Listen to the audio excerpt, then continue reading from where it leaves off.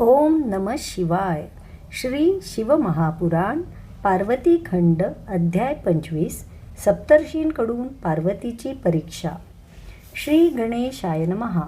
नारदांनी ब्रह्मदेवांना विचारले. तात सर्व देवता आपापल्या स्थानी गेल्यावर शिवजींनी काय केले? ब्रह्मदेव म्हणाले, नारदा, त्या समयी पार्वती फारच कठोर तपश्चर्या करत होती. तिचे तप पाहून शिवजीही विस्मयचकित झाले. त्यांनी वशिष्ठादी सप्तर्षींचे स्मरण केले. ते तत्काळ उपस्थित झाले. त्यांनी शिवजींना आदराने नमस्कार केला व म्हणाले, महादेवजी, तुम्ही आमचे स्मरण केले त्यामुळे आम्ही धन्य झालो आहोत.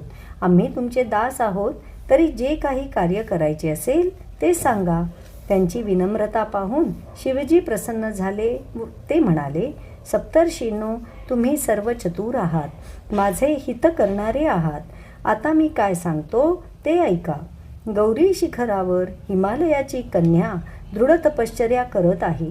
मी तिचे पाणीग्रहण करावे अशी तिची इच्छा आहे. म्हणून सर्व कामनांचा त्याग करून ती फक्त माझ्याकडेच चित्त लावून आहे. तुम्ही तिच्याकडे जा, तिची परीक्षा घ्या. कपट करून वा खोटे बोलून तिला फसवण्याचा प्रयत्न करा. त्यामुळे तिचा निश्चय किती पक्का आहे ते कळेल. माझी तुम्हाला तशीच आज्ञा आहे, म्हणून या कार्याबद्दल शंका घेऊ नका. त्याप्रमाणे सप्तर्षी पार्वतीच्या तपश्चर्येच्या ठिकाणी गेले. तपामुळे तिच्या ठाई प्रकटलेले असीम तेज पाहून तेही थक्क झाले. त्यांनी तिला नमस्कार केला व म्हणाले, हे शैलपुत्री, तू कशासाठी तप करत आहेस? तुझ्या मनात कोणत्या देवाची इच्छा आहे? तुला काय पाहिजे? पार्वती म्हणाली, हे श्रेष्ठ मुनींनो, मी माझे मनोगत सांगते, पण मला जे पाहिजे ते प्राप्त होण्याचा जराही संभव नाही. म्हणून तुम्ही माझा उपहास कराल या भीतीने मला संकोच वाटत आहे. कृपा करून मला हसू नका. माझे म्हणणे संतोषपूर्वक ऐका. नारदांच्या सांगण्यावरूनच मी हे तप करत आहे. शिवजी पती म्हणून प्राप्त व्हावेत अशी माझी दृढ इच्छा आहे. पंख नसतानाही माझा मनरूपी पक्षी आकाशात उंच उडण्याची अपेक्षा ठेवून आहे, हेही मी जाणते. पण भगवान शंकर दयाळू आहेत, करुणेचे सागर आहेत. ते माझी मनीषा नक्की पूर्ण करतील असा मला विश्वास आहे. ते ऐकून सप्तर्षींना हसू आले.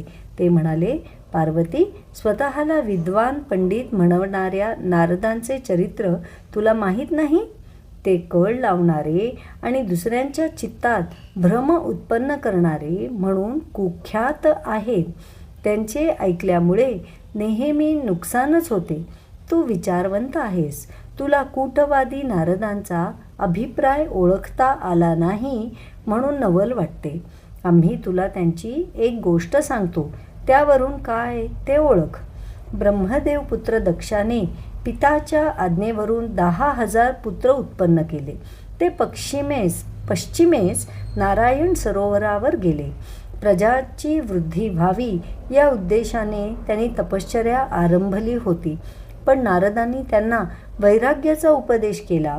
त्यामुळे ते दशदिशांना हिंडत राहिले. पित्याच्या घरी कधी परतलेच नाहीत.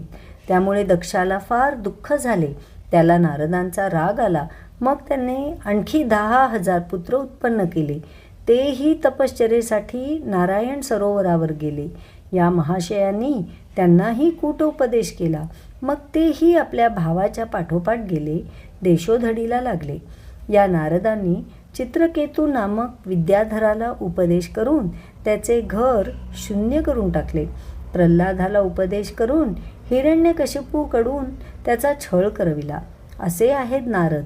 ते दुसऱ्यांचा बुद्धिभेद करतात. ज्यांना ज्यांना त्यांनी उपदेश केला त्या सर्वांनी घरदार सोडून भिक्षावृत्तीच पत्करली. ते दिसायला तेजस्वी आहेत, पण मनातून काळे आहेत. त्यांचे अंतःकरण किती मलिन आहे हे आम्ही चांगले ओळखून आहोत. त्यांच्या उपदेशाने तुझीही मती पालटली, म्हणून तू अशी मूर्खासारखी तपश्चर्या करत आहेत. मुली, ज्यांच्या प्राप्तीसाठी तू हे खडतर तप करत आहेस ते शिवजी उदासीन, निर्विकार आणि कामदेवाचे शत्रू आहेत. त्यांना घर ना दार, त्यांच्या कुळाचा पत्ता नाही, त्यांचे माता पिता कोण हेही माहीत नाही. ते अमंगल वेश धारण करतात, भूताप्रेतांबरोबर वावरतात, हाती त्रिशूळ घेऊन दिगंबर अवस्थेत निर्लज्जपणे सर्वत्र हिंडतात. त्यांच्याशी विवाह करून तुला काय सुख मिळणार? तुला आयुष्यभर रडतच राहावे लागेल. नारदांनी तुझी दिशाभूल केली आहे. आपल्या मायेने भ्रमित करून तुला तप करायला लावले आहे. हे तुला कळत कसे नाही? तुझे ज्ञान नष्ट झाले काय? आम्ही तुला सावध करण्यासाठी आलेलो आहोत. आमच्या बोलण्यावर विश्वास ठेव, विचार कर. नारदांनी तुझा छळ चालविला आहे. शिवजींबद्दल काय बोलावे? त्यांचा छंद धरला तो आयुष्यातूनच उठला. आधी त्यांनी मूर्खपणे दक्षकन्या सतीशी विवाह केला. तिच्या निर्वाहाची काहीही व्यवस्था केली नाही. मग तिलाच दोषी ठरवून तिचा त्याग केला.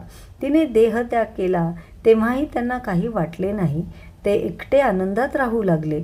ते निर्वाण स्वरूप, असंग, एकांतप्रिय आणि शांत आहेत. कोणत्याही स्त्रीच्या सहवासात रमणारे नाहीत. अशा विक्षिप्त स्वभावाच्या पुरुषाबरोबर कोणती स्त्री नांदेल? म्हणून आमचे म्हणणे ऐक.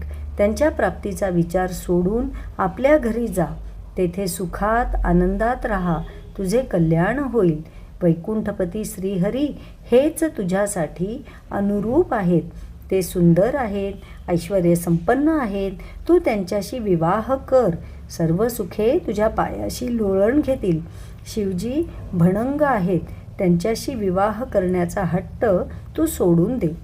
सप्तर्षींचे बोलणे ऐकून पार्वती हसून म्हणाली, मुनीश्वरांनो, तुम्ही आपल्या समजुतीनुसार माझ्या कल्याणार्थ जे काही सांगितले ते अगदी खरे आहे. पण मी पर्वताची कन्या असल्यामुळे स्वभावतः कठोरच आहे.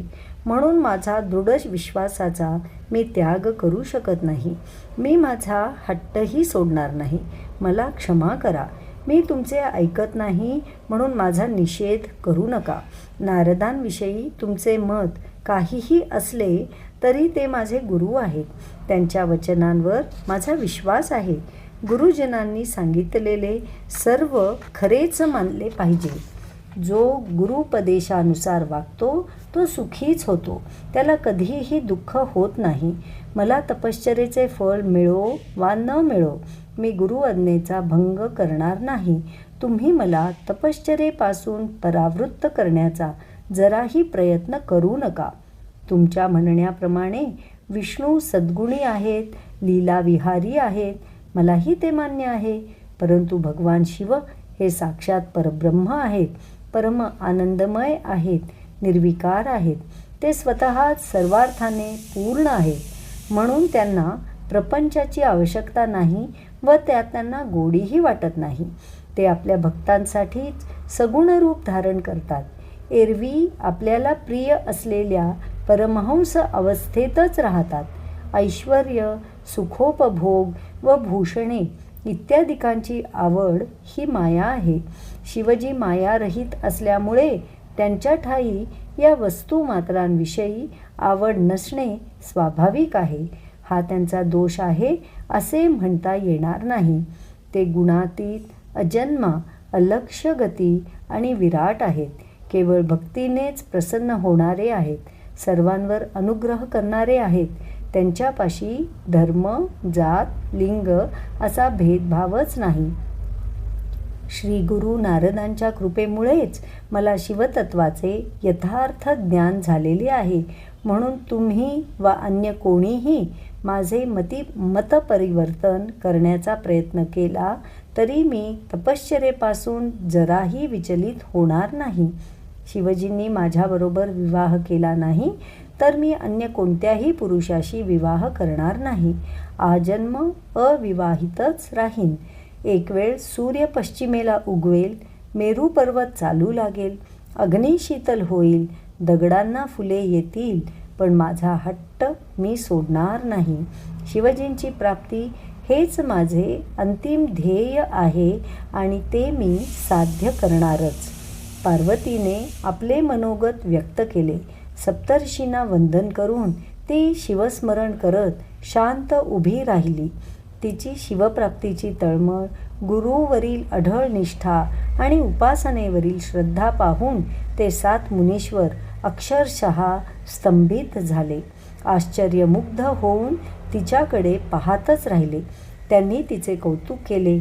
तिचा जय जयकार करत शिवजींपाशी गेले. त्यांना सर्व वृत्तांत सांगितला आणि त्यांची आज्ञा घेऊन आपापल्या स्थानी गेले. अध्याय 25 समाप्त. ओम नमः शिवाय.